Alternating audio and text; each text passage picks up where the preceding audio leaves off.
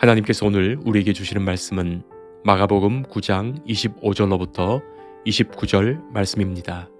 이 기록된 계시의 말씀을 봉독할 때 살아계신 하나님의 음성을 들으실 수 있기를 바랍니다. 예수께서 무리가 달려와 모이는 것을 보시고 그 더러운 귀신을 꾸짖어 이르시되 말 못하고 못 듣는 귀신아, 내가 네게 명하노니 그 아이에게서 나오고 다시 들어가지 말라 하시매 귀신이 소리 지르며 아이로 심히 경련을 일으키게 하고 나가니 그 아이가 죽은 것 같이 되어 많은 사람이 말하기를 죽었다 하나 예수께서 그 손을 잡아 일으키시니 이에 일어서니라. 집에 들어가심에 제자들이 조용히 묻자오되 우리는 어찌하여 능히 그 귀신을 쫓아내지 못하였나이까. 이르시되 기도 외에 다른 것으로는 이런 종류가 나갈 수 없느니라 하시니라. 아멘. 성도 여러분, 한 주간 평안하셨습니까? 하나님의 평강이 여러분들의 삶에 충만하시기를 기도합니다. 어떤 일을 할 수 있는 그 힘을 능력이라 말하지요. 요새는 능력치라는 말을 많이 사용합니다. 어떤 일을 감당해낼 수 있는 그 정도를 뜻합니다.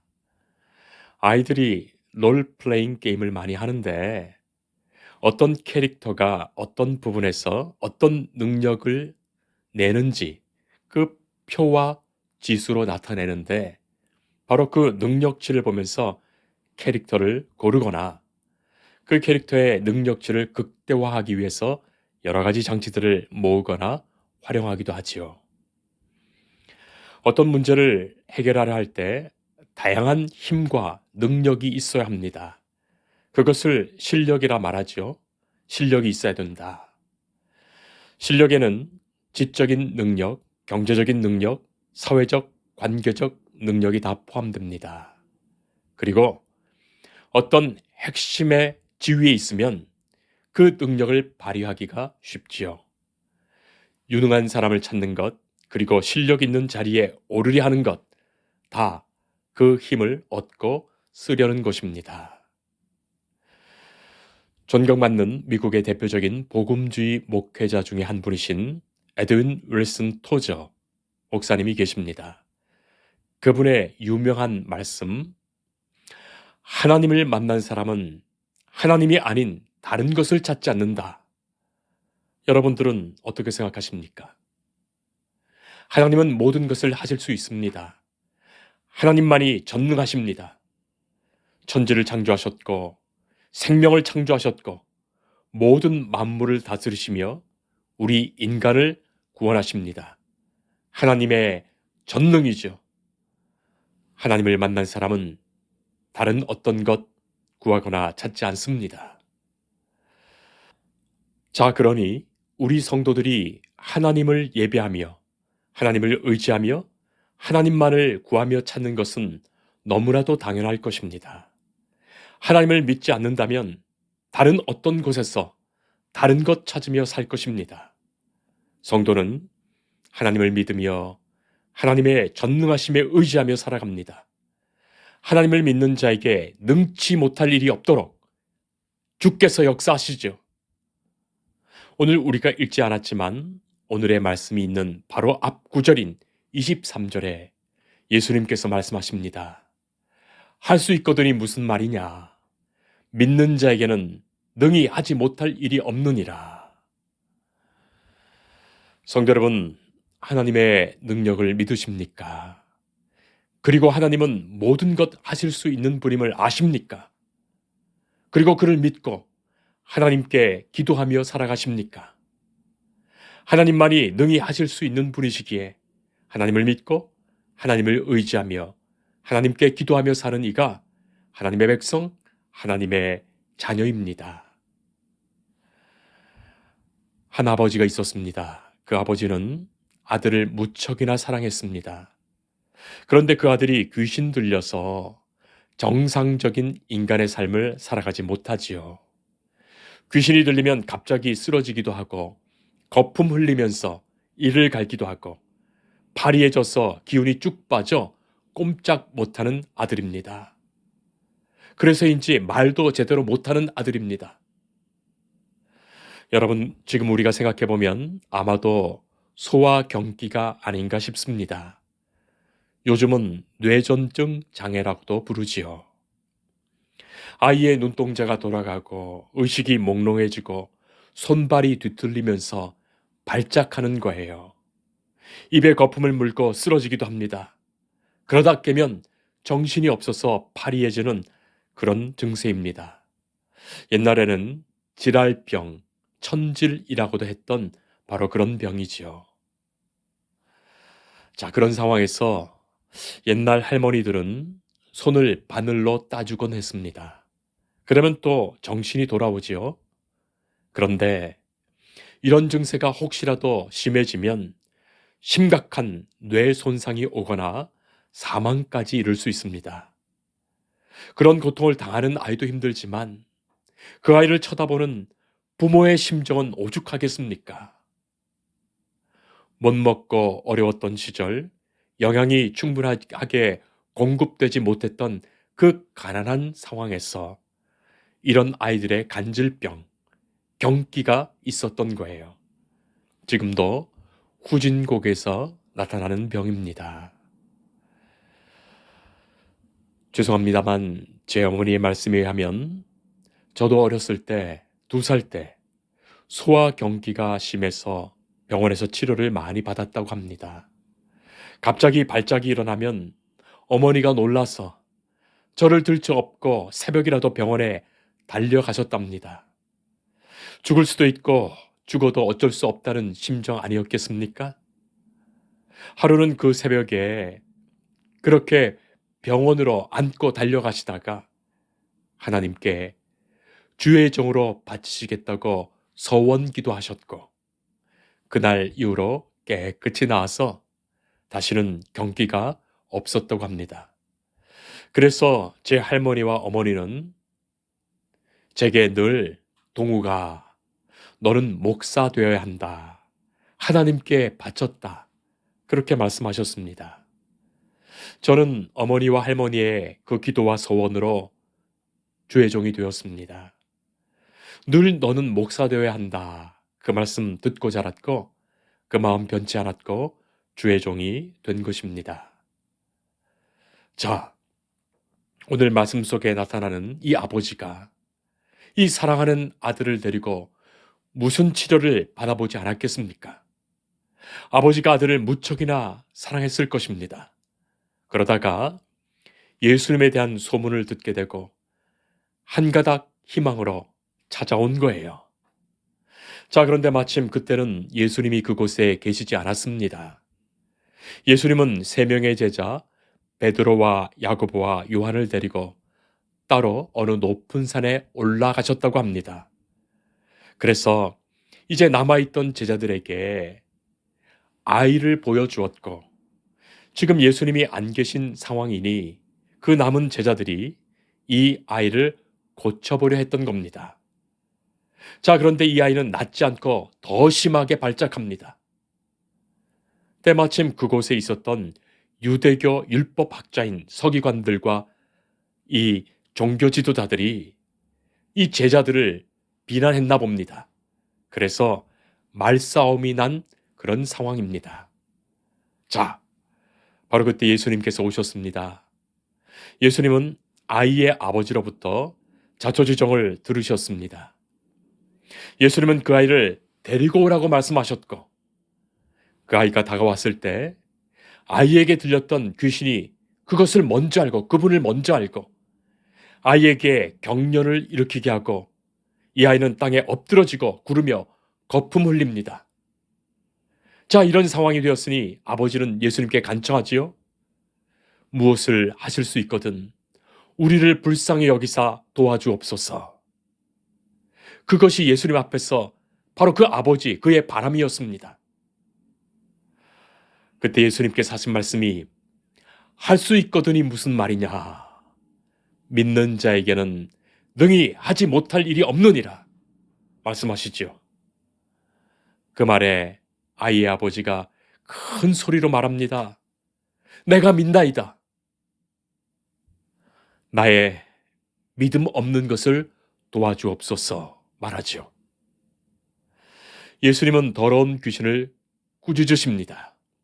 귀신은 소리를 지르며 아이로 심히 경련을 일으키게 하고 귀신이 아이에게서 나갑니다. 아이가 죽은 것 같이 조용해졌고 많은 사람들은 이 아이가 죽은 줄 압니다. 예수님은 그 손을 잡아 일으키시죠. 자, 그런 일이 있었습니다. 참으로 예수님은 능히 모든 것을 하실 수 있으십니다. 믿는 자가 할 수 있다는 말이 아니에요. 믿는 자에게 예수님께서 능히 모든 것을 하실 수 있다는 말씀입니다. 자, 이 일 이후에 예수님이 집으로 들어가실 때 제자들이 조용히 묻죠. 예수님, 우리는 어찌하여 능히 그 귀신을 쫓아내지 못했습니까? 예수님 말씀하십니다. 기도 외에 다른 것으로 이런 종류가 나갈 수 없느니라 말씀하시죠. 사랑하는 성도 여러분, 우리가 왜 기도할까요? 하나님이 능력을 베푸시기를 구하는 것입니다. 하나님께서 이 문제와 이 일을 해결해 주실 것을 소원하며 간청하는 것이에요. 진실한 마음으로 하나님을 신뢰하며 입술로 고백하며 아뢰는 것입니다. 하나님은 능히 하실 수 있는 분이시기에 하나님께 기도합니다. 자, 그런데 우리가 아무리 기도해도 우리가 소원한 것을 아뢰어도 하나님의 응답이 없으시다면 그것은 어떤 뜻일까요? 첫째는 기다려야 하겠습니다. 지금은 이루시지 않는 것이 하나님의 뜻이에요. 내가 원하는 그것이 이루어지지 않는 것이 하나님의 뜻입니다. 사랑하는 성도 여러분, 하나님을 진정으로 믿는 사람만이 고백할 수 있는 것이 바로 그것입니다. 내 뜻이 있지만 하나님이 섭리하시는 하나님의 뜻이 따로 있으시다는 바로 그것이죠. 예수님도 겟세마네에서 기도하실 때 내 뜻대로 마옵시고 아버지의 뜻대로 하옵소서 기도하시지 않으셨습니까? 당시의 상황에서는 아직 제자들이 믿음의 준비가 되지 않았어요. 기도하라 했는데도 졸고 있었고 믿으라 했는데도 의심했으며 성급히 주님을 위해 목숨을 내놓겠다고 말했지만 곧 배반할 것입니다. 마지막까지 누가 더 높아질 것인지 싸우고 있는 제자들입니다. 아직은 아니었습니다. 아직은 덜 되었습니다. 그러나 하나님은 이 시간을 원하셨어요. 지금 이 시간을 원하셨습니다. 6월절의 어린 양으로 하나님께 드려져야 할 바로 그날을 하나님은 섭리 중에 뜻하셨습니다. 그리고 하나님이 원하신 방법은 십자가의 방법입니다. 다른 어떤 길을 우리가 생각할지라도 더 나은 방법이 혹시 있더라도 성경과 말씀을 이루시고자 하시는 하나님의 뜻하신 그 섭리의 사건이 십자가 그것입니다. 그 시간, 그 방법, 그 목적을 위해서 하나님이 이루시고자 하신 그 뜻이 있음을 우리는 믿음의 성도들은 언제나 생각해야 하겠습니다. 그래서 우리가 기도하지만 하나님이 가장 좋은 시간에 가장 좋으신 방법으로 하나님의 기뻐하시는 그 뜻을 이루시며 행하실 것을 믿고 소망 중에 인내하며 낙심치 않고 기다리는 것입니다. 그래서 우리가 기도하는 거예요. 자, 둘째는 나 자신의 문제이기 때문입니다. 예수님의 동생이며 기도의 사람이었던 야고보서 1장 6절에 오직 믿음으로 구하고 조금도 의심하지 말라. 의심하는 자는 마치 바람에 밀려 요동하는 바다 물결 같으니 이런 사람은 무엇이든지 죽게 얻기를 생각하지 말라 말씀합니다. 야고보서 4장 3절에는 구하여도 받지 못함은 정욕으로 쓰려고 잘못 구하기 때문이라 말씀하시죠. 사랑하는 성도 여러분, 내가 하나님께 드린 기도가 다 내가 구한 대로 그대로 응답된다면 어떻게 될까요? 그것으로 하나님 나라와 그의 의가 나타날 것입니까? 그것으로 하나님의 영광이 나타날 것입니까? 혹시 나의 헛된 영광을 구한 것은 아니었습니까? 내 욕심과 탐욕의 것들을 구한 것은 아니었습니까? 응답하지 않으신 기도에 감사해야 할 것입니다. 하나님께서 바꿔주신 기도에 감사해야 합니다. 내 기도대로 다 응답하셨다면 온 세상은 엉망되었을 것입니다. 우리가 깊이 생각해야 할 문제죠. 귀신 들린 아이를 고치지 못하고 서기관들과 말싸움하고 있는 제자들을 보시면서 예수님께서 하셨던 말씀이 19절 말씀, 믿음이 없는 세대여, 내가 얼마나 너와 함께 있으며 얼마나 너희에게 참으리요 하셨습니다. 성도 여러분, 예수님은 이 문제를 믿음의 문제로 말씀하십니다. 믿음이 없는 세대라는 그 말이 보여줍니다. 예수님의 탄식이 바로 그것이지요. 문제는 믿음의 문제입니다. 한마디로 믿음이 없습니다. 우리가 믿는다고 말하지만 도대체 무엇을 믿고 있으며 어떻게 믿고 있단 말입니까? 예수님은 겨자씨 하나일 만한 믿음이 있다면 이 산을 명하여 여기서 저리로 옮겨지라 하면 옮겨질 것이요. 그렇게 말씀한 바가 있으십니다. 우리로 산을 옮기라고 하신 말씀이 아니라 겨자씨 하나일 만한 믿음이 있는가 하신 말씀이에요. 그래서 우리는 언제나 겸손해야 하며 주님, 나의 믿음 없음을 불쌍히 여기시고 내게 믿음 주옵소서 기도할 뿐입니다. 믿음도 주께서 주셔야 하는 겁니다. 성령님이 내 안에 계셔야 믿는 것입니다. 아무나 믿는 것이 아니고 아무나 고백할 수 있는 것이 아니지요. 이 아이의 아버지가 제자들에게 너무나 실망한 나머지 예수님에게 할 수 있으시면 뭐라도 좀 해달라고 했을 때 예수님께서 23절에 할 수 있거든이 무슨 말이냐, 믿는 자에게는 능히 하지 못할 일이 없느니라 꾸짖으셨죠.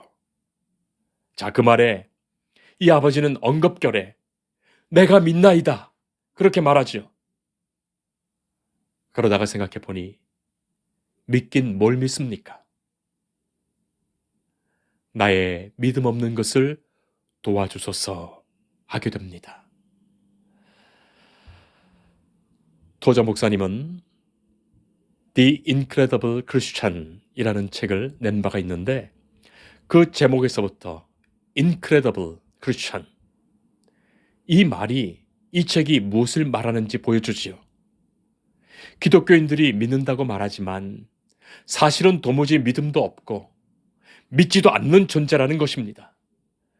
그래서 도통 신뢰할 수 없는 존재가 되고 만 것을 지적합니다. 이것이 우리의 현실입니다. 예수님이 한마디 하시면 그때야 정신이 번쩍 들어서 믿습니다, 믿습니다 말하지만 평소의 자신을 잘 보세요.